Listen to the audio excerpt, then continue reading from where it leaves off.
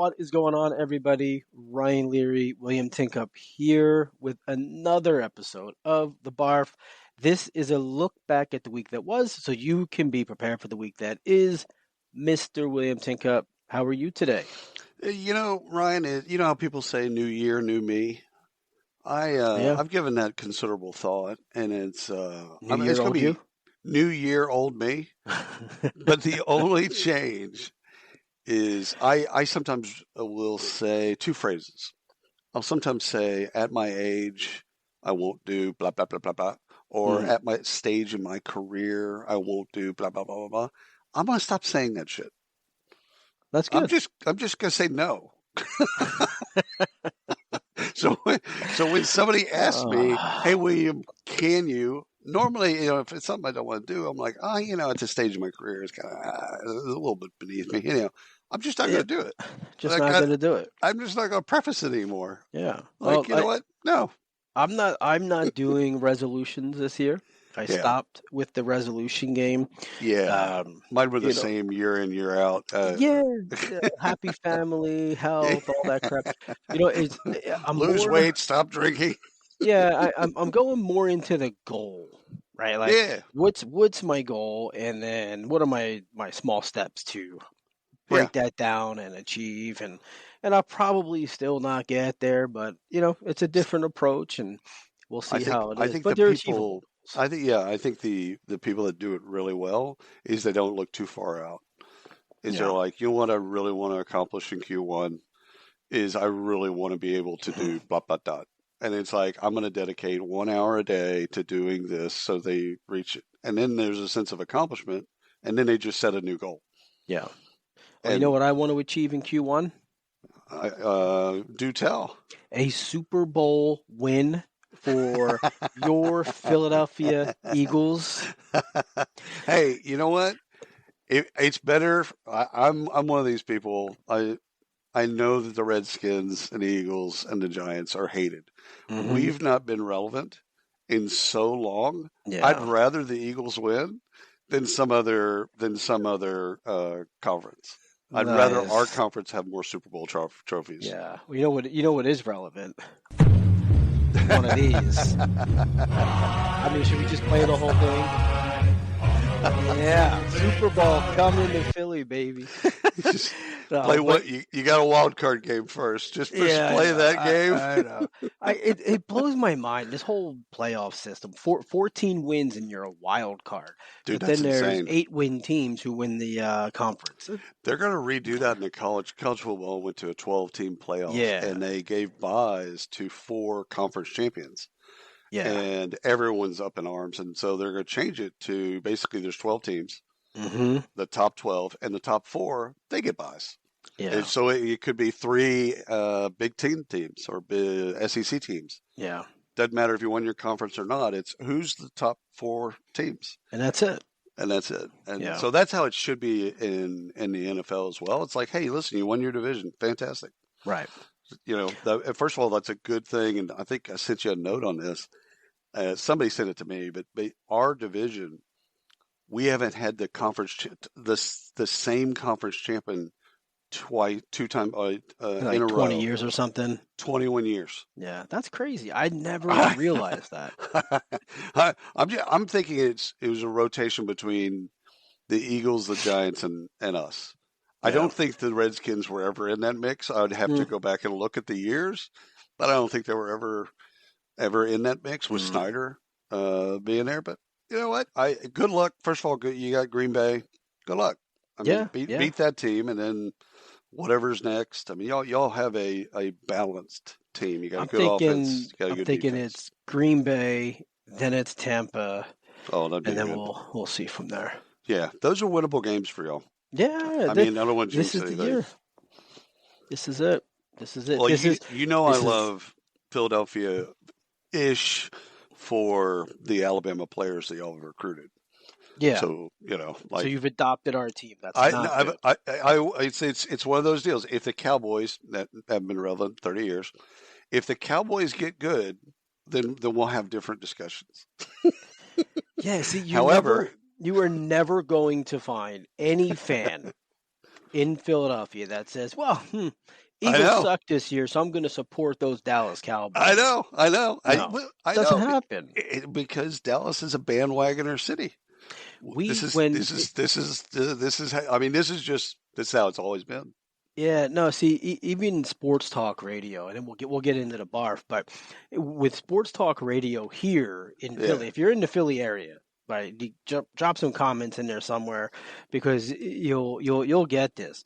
Sports radio goes crazy if, for example, we need the Cowboys to lose in order, or I'm sorry, the Cowboys to win in order for us to win the division. If that happens, we still root for Dallas to lose. We're like, fuck the division. That's it's in our best interest. This is like I did a study 100 years ago about voting in the South, African American. I think this was Mississippi, New Orleans, and Alabama. There were the African American community population almost was a majority at that time, if not a majority of people, and they still voted for, at that time, they voted for Republicans. So they voted for policies that were actually against their own interest in general. I mean, I don't want to That's Philly. Yeah. So I can see that. Dallas would never do that. Yeah. There's nobody in Dallas, even the hardcore fans. There's nobody that would do that. Like I said, with the SEC, because I follow Bama, if Bama's not going to win, and there's only one SEC team left, Texas, it just so happens to be the University of Texas, I'm going to be rooting for the University of Texas to win. Like Michael asked me about that last night. She goes, "Who are you wishing?" Because it's Notre Dame. We call them the Catholics. And right? they took out Penn State the other day. Boy, that was insane. That was a great game, and it didn't look like it was going to be a great game in the first half, but it turned out to be a great game. Yeah. So it's one of those. It's one of those bits. It's like I'll root for the SEC team. If it's not Bama, I'll root for Georgia. I'll pull for Ole Miss or something like that. I can see that in college, but I'm not a college fan. Like I'm not a cult style college fan. So I could see like, okay, you're going to root for your not here. No, it doesn't work the way. All right. We ready to do this? Let's do it. Let's get into it. Let's do it.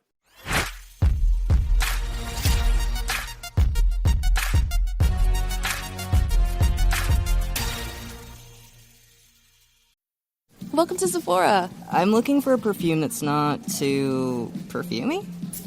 I got you. Serum moisturizer or moisturizer serum. Let's get into layering. My concealer is making me look worse. Sounds like the wrong shade. Let's get you matched. There's only one store that really gets what you're going for. Get beauty from people who get beauty. Only at Sephora. Hi, Let's get you a basket. Ryan, how about this? We've talked about RTO probably 50 times this year. You ready for too many times? Yeah, too many times. Good point.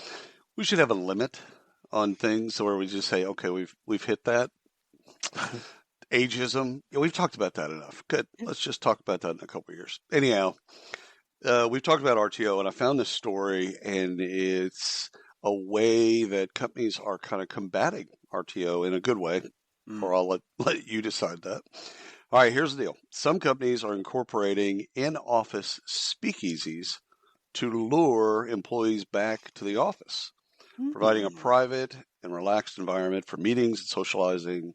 The spaces feature dim lighting, comfortable seating, and amenities such as bars and lounge areas. This is on worklife.news. You can go take a look at it. So when I read this article, 3 things came to mind immediately. Alcohol at work never ends well, my experience. 2, what's your fraternization policy? Because it needs to be updated. Yeah. And can I work in a speakeasy? So this is just me thinking as I read, I'm like, well, can I just work in the bar? Yeah. First off, the word speakeasy, every time somebody says that, I don't know, man. It gives me the heebie-jeebies. It's like, it's speakeasy. I'm like, it's kind of like moist, right? Like you say, if I say moist around my wife, she like smacks me. It's the same thing. Like speakeasy just sounds dirty to me. I don't know. How many speakeasies have you been in? just to be fair. Maybe 2. Okay. All right. Yeah. Some of them are cool. Some of them, the experience is actually really cool. I just can't imagine. And they had photos. Mm-hmm. So Perkins and Will Architects, they actually have photos of different speakeasies that they build for corporations. I don't hate the idea. It's kind of like 2025's version of the foosball table, I guess. Yeah, we're going to have massage tables. Whatever happened to just going to work, getting paid, and going home and having dinner with your family? Dude, I want to work. If that happens to me, I'm working in the speakeasy. I don't care. It's dim. I don't care. I'm working there so I can order alcohol. Yeah. So I worked at the YMCA in the lobby years ago just because I could, but it's not a speakeasy. All right. So movers and shakers. I'm going to add some movers and shakers in. Okay. So a few notable executive moves throughout the industry for some of the industry leaders that we know. So we've got HireVue. Mm-hmm. And I don't know these. I don't know the people that are there. So I'm just going to tell you who they are. So HireVue appoints Smitha Venugopal. I'm apologize if I'm mispronouncing the name. New Chief Financial Officer. So that's cool. PayScale brings in Kate Peter as its new Chief Commercial Officer, and UKG brings in Sarah Hodges as a new CMO. So 3 big companies with 3 big hires going into the new year. What does that tell you? 2 things. There's a trend, and there has been for years, on Chief Commercial Officer. Yeah. That it kind of blends some different things depending on the person, right? Yeah. It can blend sales and marketing and go to market and all that stuff, or it could be something separate. But I looked Sarah Hodges up when I saw the from UKG. Jennifer does a wonderful job of sending out announcements, and one of them was about this. Her background is lights out. It is. Like she's been in Boston, and so she's a tech marketer. Now, I didn't catch that she had industry experience. I don't believe so. But we can catch her up pretty quickly on that stuff. But great hire. Absolute great hire. Yeah, for sure. All right, Ryan, let me throw this one at you. CEO optimism about the global economy spiked to 42%, according to a Fortune/Deloitte CEO survey, fall 2024. CEOs see more opportunity than risk in regulation over the next 12 months, potential tax cuts, deregulation, and a more favorable environment for mergers and acquisitions. Yep. So this is at Deloitte.com. You can go and take a look at that. So guess what the number was before? Before 42%? Yep. Last year. Yep. Oh, I'm going to say 23, 24. You're real close. 7%. Oh, geez. Yeah. I was just a little bit outside. Yeah. But think about it. This is the election. We've spoken to a number of CEOs and co-founders this fall, prior to and post election, and they've all kind of had the same story. Yep. So personally, they may have wanted something else, but for the business, this was a win. And this is exactly what they're talking about. They're talking about the tax cuts, the deregulations, and all of this stuff that comes. And it's hard for people to understand when you're not the founder of or the CEO of a large or a growing company. They got a different vista. They're looking at it differently. But I'll tell you, I love it that CEOs are optimistic, because to me it triggers that they're going to take chances, and that's good for all of us. Yeah, they're going to loosen up the pace, all the strings on that. Exactly. And it's going to flood to everyone else. So I'm, whatever your politics are, or, whatever, like, I just like seeing that in a survey. Yeah. Again, it's like 5,000 CEOs, so it wasn't a small survey. Mm-hmm. And Fortune Magazine and Deloitte did it together. So, I trust the results. Hey, you know what? Let's just all get along. Let's all make money. Let's all be happy. There you go. And now it's time for the Plum Stat of the Show. When people flourish, business thrives. Unlock the benefits of 360-degree talent insights at plum.io. All right, William, I got a question for you. All right.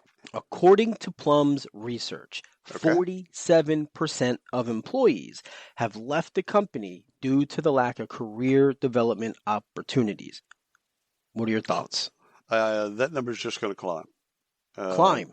Yeah. Higher. That number, I believe if we do that stat this time next year, that's going to be in the 60s because internal mobility and people wanting to work faster and escalate their careers faster.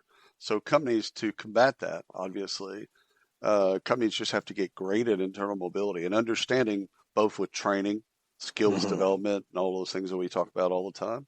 They're going to have to dump that in, and that's going to be from onboarding, maybe even pre-boarding. Like, listen, let's get you on a path, because it reminds me. It was probably 100 years ago. I learned that in India there were micro promotions. Yeah. Okay. Yes. So about every, I think it was 6 months. I'll just run with that, but it might have been sooner. They had to have a promotion so that they could show their family that they were moving, that they were that they were. And it's very title heavy at that point. It's extremely title heavy, but you know what? It's kind of what we're dealing with now. Yeah. I don't know if we did it as Gen X as much, but for sure with millennials and Gen Z. I don't think so, man. I think we had, or at least the mentality that we've had was get a job, stick at a job. and that was it. Oh, okay. Right? I have a bad boss. All right. Well, that's too bad. I'm going to deal with it. And that's because that's how our parents were, right? That's and we're still of that. And I mean, I lost that years ago. Oh, I'm jealous. Thankfully. I'm jealous of Gen Z. Thankfully, because they're just like, deuces, I'm out. Yeah. So what are your thoughts on it? So when I hear this, I think, so yes, for career, lack of development opportunities, got it. But with the lack of mobility or potential lack of mobility internally, I guess I could just say internal mobility. Yep. Yeah. Do the managers prevent the employees or the workers from taking on new opportunities, right? Talent scares, bad managers. We've all been there. We've all been there. Good managers want the flock they want their folks to go on and do great things. Right. That's a hallmark of a good, great manager. A bad manager wants to suppress. Yeah. Because they've got a good person doing great stuff, and it's like, I don't want that to leave because it makes my job harder. Yeah. It's funny. So today I was talking with an old colleague who I worked with through Connexa and IBM. He's still at IBM. God bless him. I don't know what the hell he's doing. They've been there 14 years now. Wow. So, and funny enough, and a story for another time, but his job today, he's left RPO, but his job today is based on the work that we did together. And he never really thought about that. He just he's probably going to listen to this. Like, I just told you that. I know, you just told me today. I got you. But it's fresh in my head. He's like, I have this job because of the work that we did together. Yep. Right. But he was probably the first employee that I had that I was kind of like, go on. Yeah. Like, go do something, right? Dude, like, you're too good, you're too smart, you need to be there. And ultimately, probably needed to be where at the point where I was. He 100%. was much better than I was. I mean, that's ultimately, Jeff Bezos historically said, I want to hire people that are better, smarter than me, up until the point where I can't get a job in my own executive team. Yes. Yeah, I just saw that a clip of that. Yeah. It's like that was bold, and I think he held to it, quite frankly. Yeah. But I think the thing with that stat, it's a really important stat, and I'm glad Plum's doing research like this. Yeah. I think that stat, if we dig into it, that's skills. People are terrified about skills and being left behind. And so I think that, we're going to have to really put a lot of time, effort, and money into skills development and internal mobility. All right. Final point on this. Where is that number in 26? In 26. Yes, 61, 62%. All right. I was going to go 64. We're good. Yeah. We're right there. Yeah, you're about 50. Yeah, about 15 points up. Yeah. Because the frustration level is going to go up.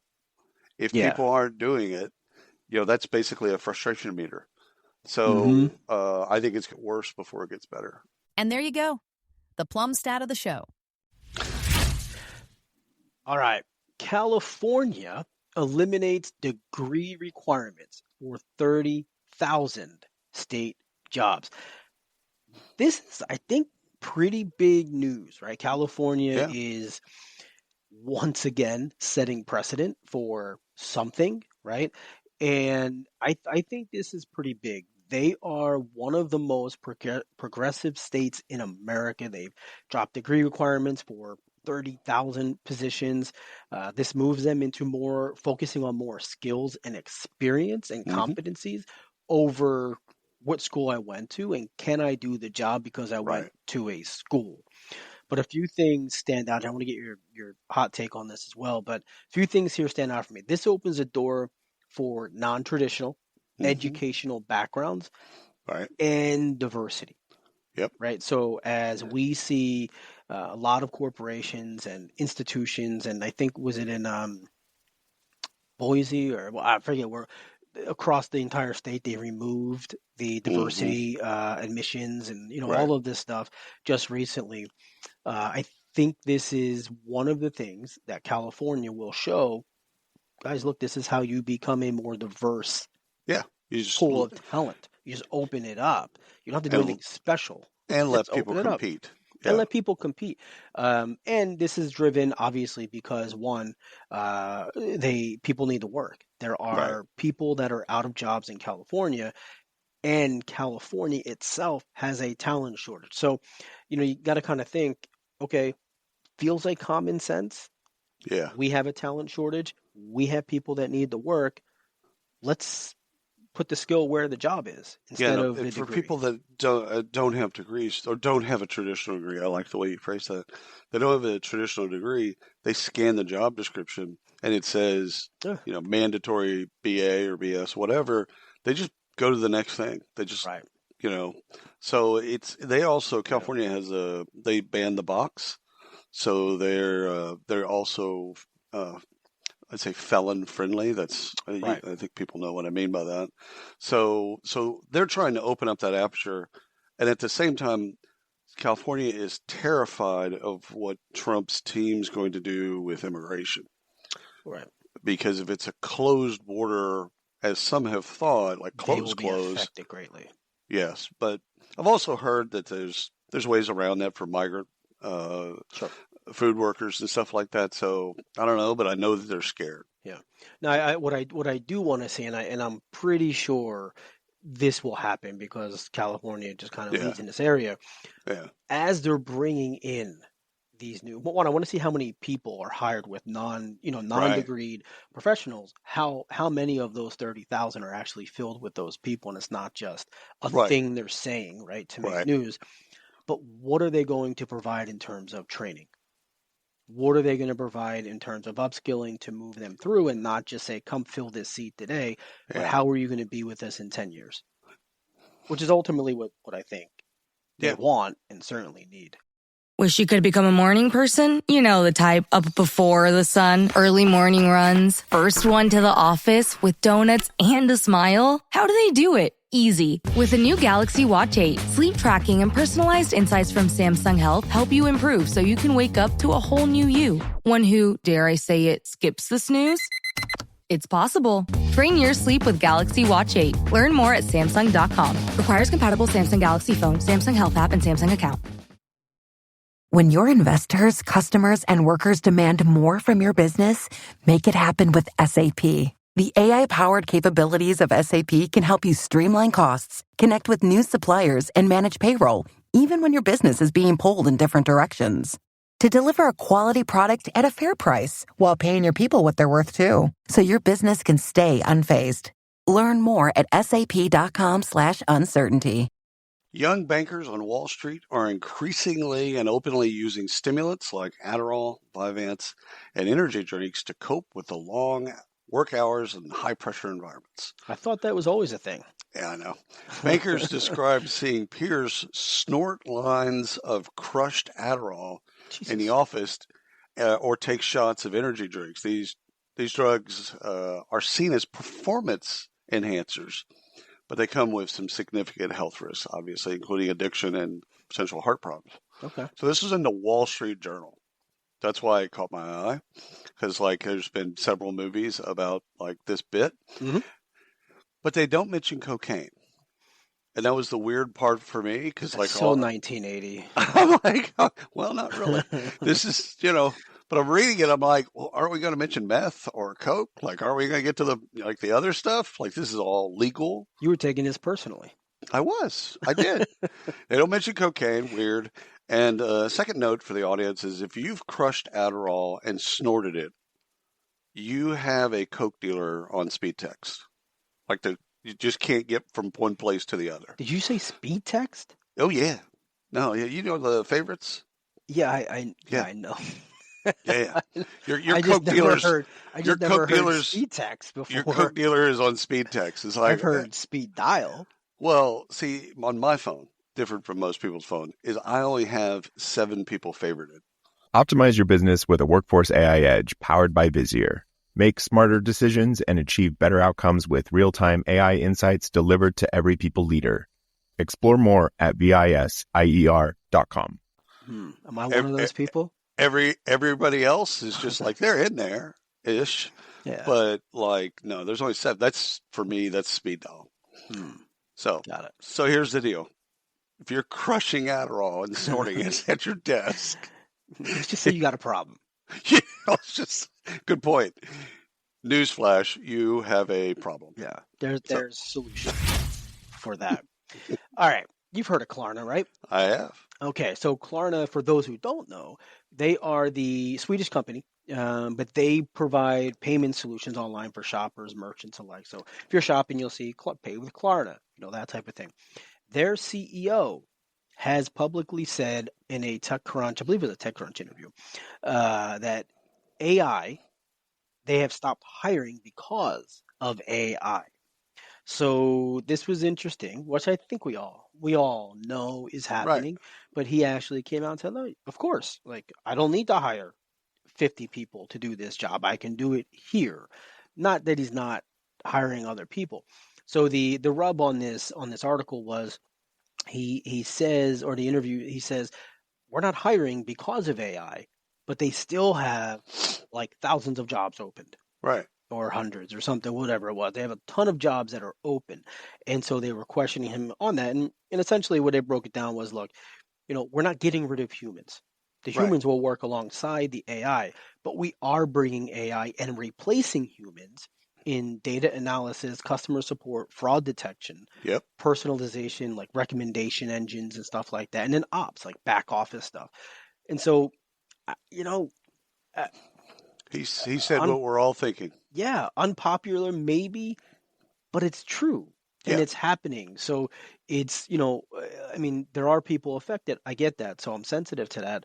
But you have to, at this point, just know it's happening. Yeah. And go out there and do something about it. You can't invest in Uber today and be a billionaire. Right. You could have invested a long time ago, right? So invest in yourself now and grow and get there. Don't wait, is what I'm saying. There you go. Got my take on that. Helios. Ryan, you remember Helios? Yeah. He owes me a sweatshirt. He owes you a hoodie. He owes me a hoodie. He owes you a hoodie. Is a wonderful use case podcast for us. Leading global workforce management and payments platform, just for the audience, has unveiled cryptocurrency payroll function solution set to launch January 25. So in just a number of days here. You can find that at helios.io. And it's in there. They've got a press release in there in the blog. But this, to my knowledge, this is the first time I've seen this. Oh. And parallel with that, crypto is going to be huge under President Trump. Oh, gotcha.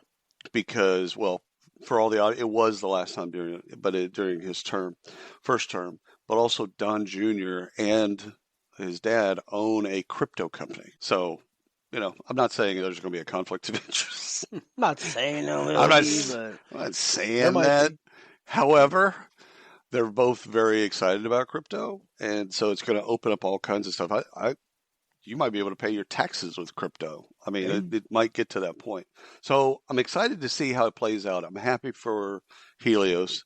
I'm happy for them to do something really crazy, innovative. They've got everything in place. So you can read the blog article, and it goes deep into privacy and security and all that type of stuff. But I'm happy for them. Get me my hoodie. Okay, the EEOC. I'm going back to EEOC. Now, what's everybody got to come up with a name for this? Like EOC, or something like that. They warn, the EEOC is warning that employers using wearable tech at work could violate employee rights if not handled correctly. I think we knew this was coming.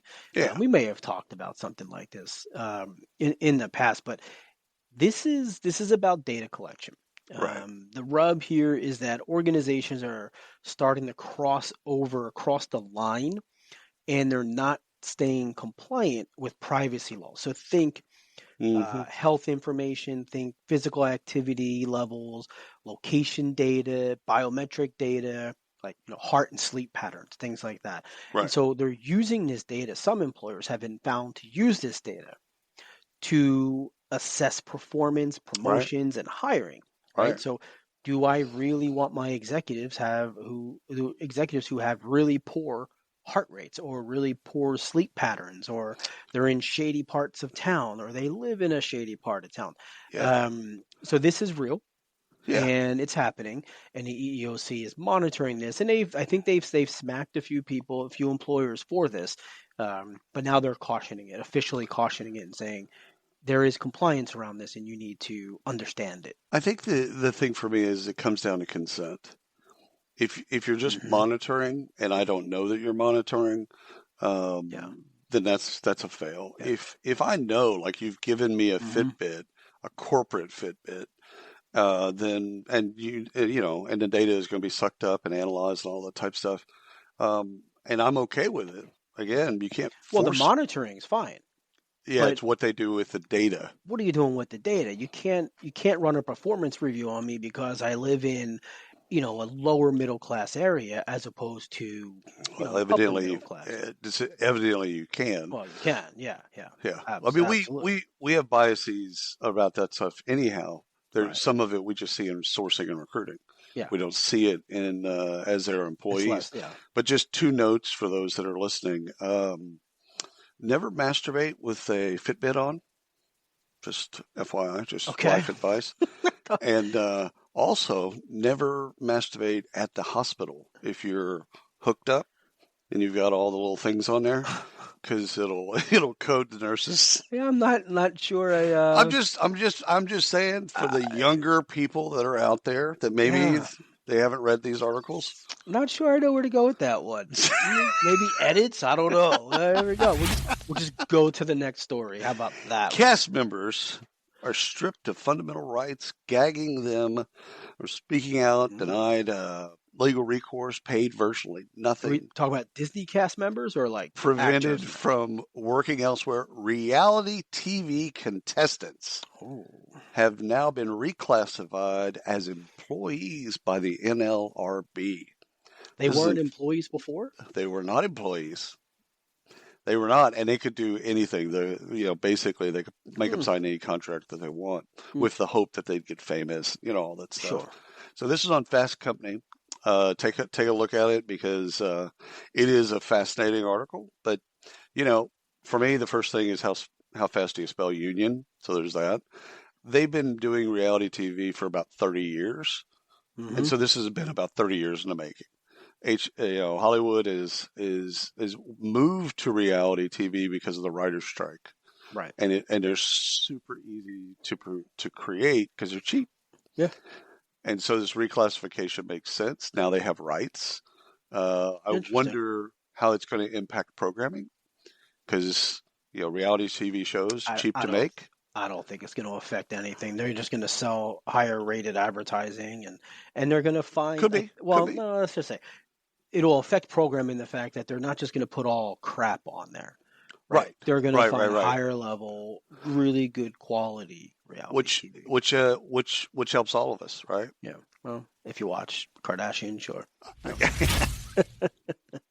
All right, Salesforce in the news today, they announced they're hiring 2,000 new employees to focus on selling its growing portfolio of AI-driven products. So they're hiring people to sell AI.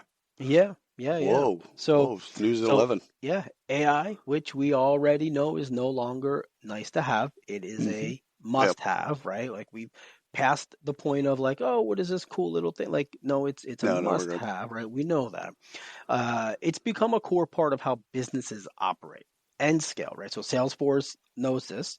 They're doubling down on this, and they're leveraging AI as a revenue driver in the business.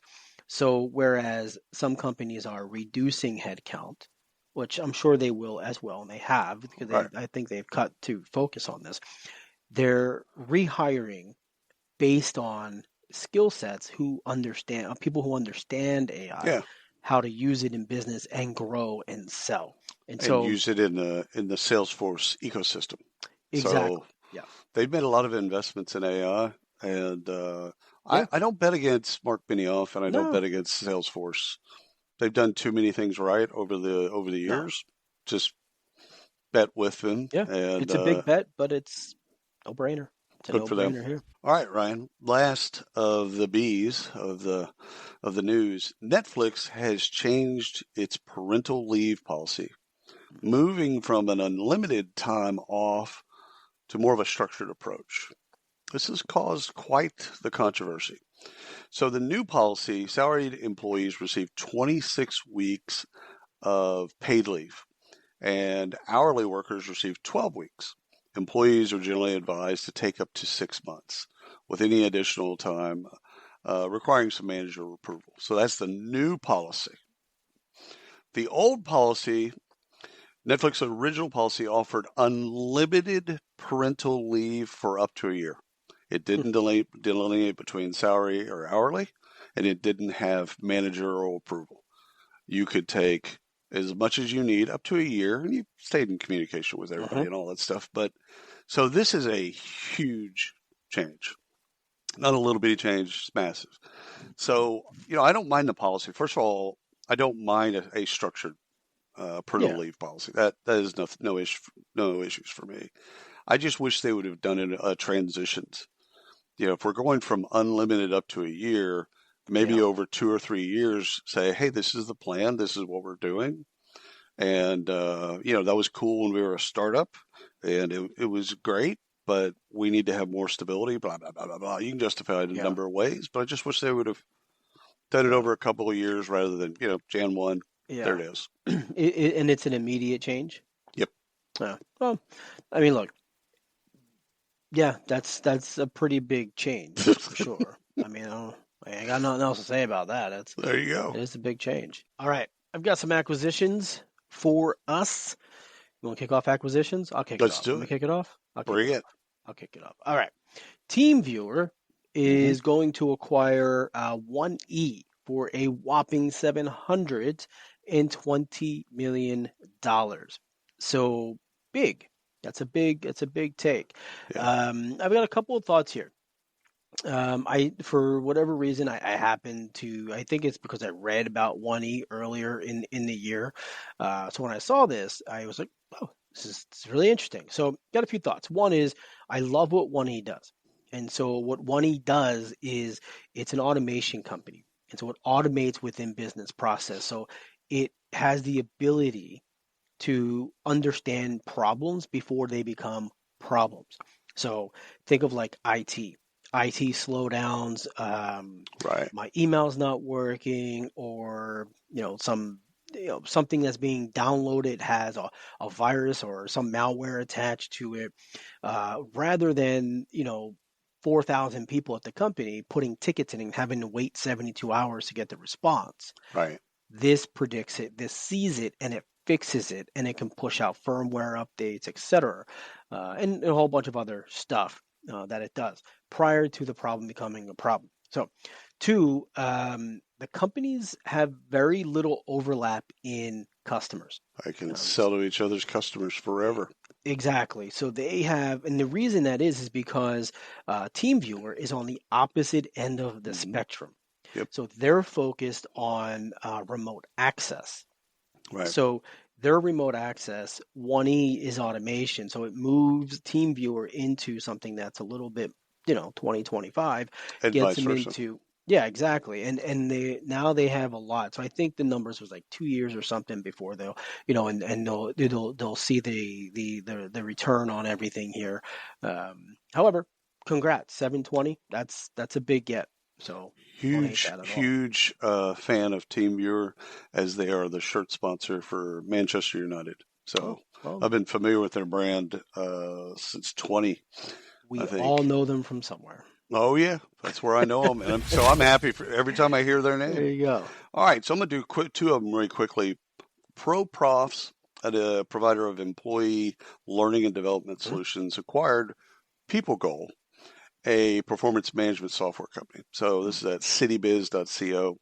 So this is kind of an excellent example of build versus buy. ProProfs wants to go laterally and connect performance with learning, or learning with performance. Mm-hmm. So people have tried this and people have done this forever. I mean, Cornerstone started as learning, and then one of the first products that they built was performance. And so they're trying to connect the two. So great example of someone that could have built performance management, decided to buy someone who was already pretty good at it. Congrats. Makes complete sense. All right. So Quick Start, an online IT workforce development company, acquired Career Development Solutions, and they offer career training programs. So this is a PR web, so you can look that up. They're both based in Austin. It's a great example of consolidation in a limited space. An online IT workforce development company buys career training programs. Like, this is just a great example of how the market kind of says these two things should be together. Right. So there you go. Nice. Very nice. All right, we've got one for Deal. You ever heard of Deal? Love Deal. They haven't acquired anybody in the last week. So, but they have. So this is actually less about the acquisition and more about Deal. So they acquired a company called Assemble, and this is to strengthen their compensation management capabilities. So this is interesting for me. So 2019 is when Deal was founded. All right. They have completed 10 acquisitions since 2019, 5 in 2024. Yep. That is huge. They're now valued at $12 billion. They've raised $650 million since it was founded in 2019. And in Business Insider, they had an article, their CEO and co-founder gave an article, his name's Alex, who joined an interview, and they did an article on it, on his reasoning behind how he decides what company to acquire and why. Yeah. And so some of it obviously is for the tech, and the others it was for the skills gap, because they're rapidly expanding since 2019. That inevitably creates a skill gap. And so some of their acquisitions are simply just cool tech, good tech. It could help. They got some customers, but there are people above and beyond. They bring them in. He had a whole thing on his thought, which is probably no different than most. Well, 35,000 customers and $650 million in funding is a lot. At some point, you have to put that money to work. Yeah. And so that's the reason for the acquisitions is, they could build whatever. They don't need to build. They could go build it, or they could just go buy somebody and then integrate it. Now, that's historically what we've called that is Frankenstein. Mm-hmm. There's a number of players in the space that have done this before, and then it is getting the technology to talk to one another and get it to work together. But I'm sure they probably worked with them, like a lot of acquisitions. They worked with them as a partner, and then felt like, okay, this is good for us. Let's acquire. Yeah, and that's one of his points that he talks about is Assemble was one of those where, we're in the market with them. We work with them. We have, a bajillion clients together. Probably a good culture match and some other things. Makes sense. So congrats to those guys. And they are sponsored, full disclosure. They are a sponsor of Work Defining. And we had a show launch this past Friday. That's right. With their head of payroll and she was fantastic. Mariah, she was a really funny interview. So, and she's in Philly. Go Birds. Last acquisition, BuildForce, a platform connecting skilled electricians with top electrical contractors, acquired Ladder, a technology-enabled construction labor place. This is on buildforce.com. The goal here is quite simple.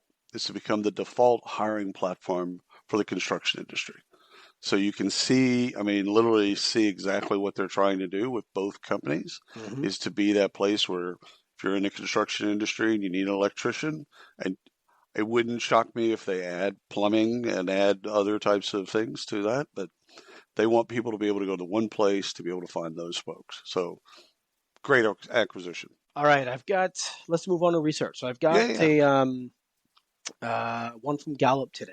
So Gallup identifies the top workplace challenges heading into 2025. And I promised myself I would not look at trend reports this year. However, I looked at trend reports this year.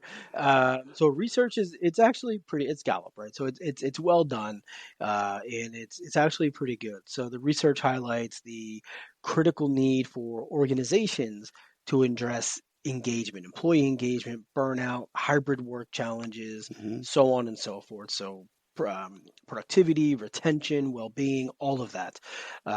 There's a lot of stuff in this report, but I'll give you one key stat here. One of the things that stuck out to me is that 44%, so nearly half of employees report experiencing high levels of stress at work daily.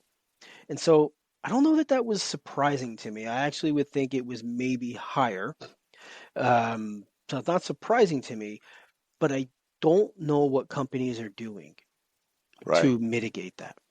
And so that's why that stuck out to me, because I think that's going to be a driving factor for people to get fed up with work at their current employer, and that's probably the driving factor why they leave. Two things as I listen to. One, I think the word burnout has lost all meaning. Oh, absolutely. Because put 10 people in a room and say define burnout, you're going to get 14 different answers. So I'm not sure, but the stat, I think that's low. Quite frankly, I think just like you, I think that number is probably, if people are honest with themselves, that number is probably pretty high. Second note is about trends reports. I want to take all the trends reports in our industry and put them all into AI. And then ask AI, okay, give me the 3 trends. I want to ask out of all that. We could do a whole show on that. That's great. You know what I'm saying? I want to know. I want to ask it, who is the original trend setter? Like, who said this first, and then who copied who, right? So attach everyone's name to the trend report. 100%. Put them all in. It's okay. Who said this first? I like that. And then there you go. Well, but you know what I'm saying? Like, take all of them, dump all of them in there, and just go, all righty, enough. Give me 3, and who said it first. Give me 3 trends that I can go build a consulting business on and be good for 25. I love that. All right, let me give you a little bit of research. About 60% of managers and leaders in sales, marketing, and customer support, all areas where AI is projected to have significant impact, say AI carries stigma, likely fueled by fear and confusion, according to Seismic, a survey by Seismic. And I found it fascinating because one of the titles was "Stop Calling It AI," because it has a stigma that gets people to think about it. So that's seismic.com. You can read the whole thing. It's quite interesting. So as the Animal Farm 101, the longer you go, the words change. That's just the way the bit goes. I don't hate this. So after I got off my high horse, I don't hate this because we should stop discussing the how, right, and more of the what. And so it's less of AI Like it just needs to. Okay, it's ubiquitous. I think it's cyclical. I mean, like it's the same thing. Every year is something different. Every couple of years, and we go through this conversation. But yeah. All right, I've got one from our friends over at iSolve. So they released them. There we go. I said it again. 2025 HR Trends Report. Although this is actually really good, and they always put out good stuff there. So this is a trends report that highlights key strategies for HR leaders to help with employee loyalty and to drive business success as the workforce continues to change, which is happening every second of every day. So 100%. There's a lot of stuff in here. If you don't know iSolve, go check them out, isolvehcm.com. Their reports, number one, are beautiful and they're chock full of information. One stat that stuck out to me here that I wanted to bring up. All right, what do we got? 62% of employees say they would be more loyal to employers that offer a greater flexibility in their work arrangements. Right. Just the idea of flexibility. The idea of now, you don't have to. This is how I took it. You don't have to say work at home. Yeah. It's hybrid. It's this. It's a whatever you want to call the model. Hybrid, it doesn't matter. But if you're not putting expectations on an employee to be somewhere to do something, they're going to like you. They're going to love you better. They're going to be more loyal to you. And I think there's probably 90 other factors that go into that, because working from home isn't just one, because there's a lot of things that go into that. But I think there's other factors there. But I like the number. I thought that number would actually be lower. Just a hint of flexibility would change so many people's perspective of work and RTO and all that other stuff. Yeah. All right, let me give you two of them real quick, and I think you're going to like both of these. So a new survey of over 2,000 women across the United States about mansplaining the mansplaining they regularly encounter. How often, where they encounter it, which topics men mansplain the most, and their experiences in dating and working with mansplainers. So this is fantastic. It like lists the cities where there's the most mansplainers, like. Is that jeffbett.com? I like go and take a look at it, because it is fascinating. Yeah. I'll give you one stat that I think you know. 83% of women say that they have more relevant experience than the mansplainers they encounter. Probably very true. You know what I'm saying? Probably very true. Okay, so when I looked at this, it did give me a crisis of conscience a little bit, because I don't really know. I know I've probably done this. Fair, guilty, whatever. You mansplained to me. Yeah, that's exactly where I was going. You're mansplaining right now. I think I mansplain all the time. Like, I think this is just, I don't know the clinical definition of mansplaining well enough to know, because it's my personality. Have you ever heard of? Okay, great. Yeah. You know, it's just how I ask questions. So for any of the women that I've encountered, I've done that too. I'm sorry. I do that to men too, if it makes any difference. All right. The Tootsie Roll that you're eating, let me just tell you, the chocolate that they put in, this is how they make the Dude, you and I talk like this all the time. I'm literally, Ryan, have you ever heard of, and you'll be like, yeah, I have. Yeah. Okay. Yeah. All right, cool. Yeah. Great. All right, here we go. Last one in our research. Too much truth. 54% of hiring managers warn against excessive honesty at work. So this is at expresspros.com. Take a look at that. It's really fascinating. So this is the bring the whole you to work, but fucking don't talk about it.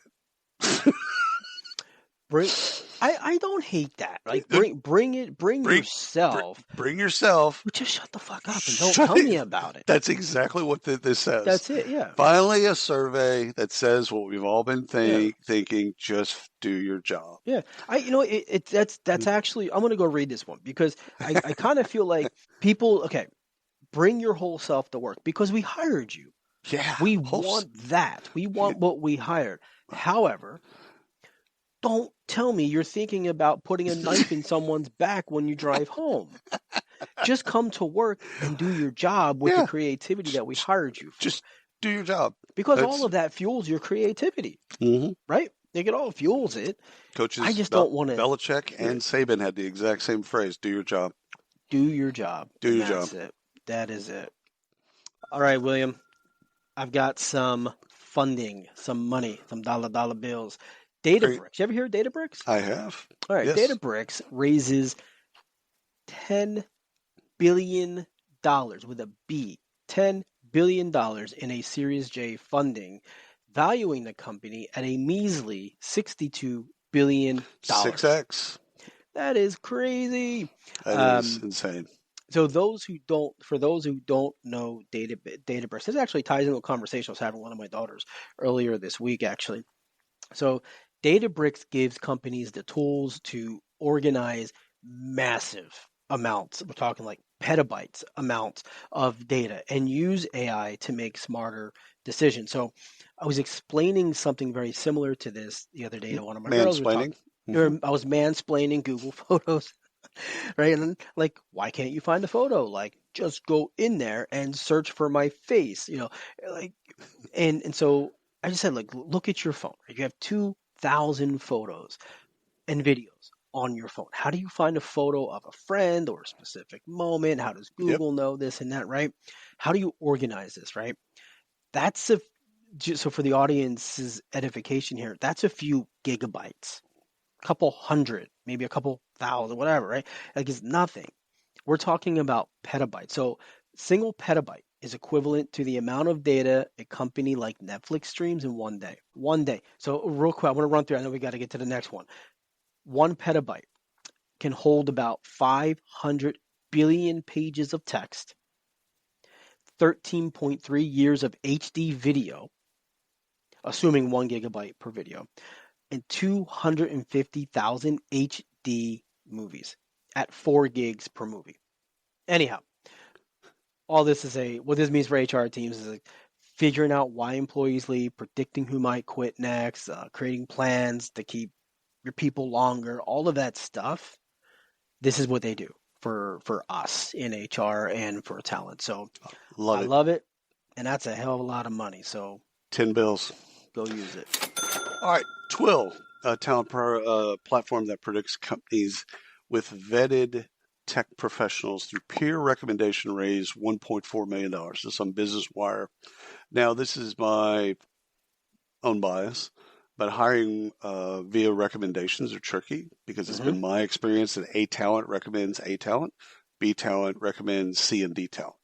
Yeah. So as long as the top performers are making the recommendation, Twill will be fine. Yeah. But good for them. 1.4 seed round, pre-seed round. Good for them. Good. There we go. Don't hire C players or you're fucked.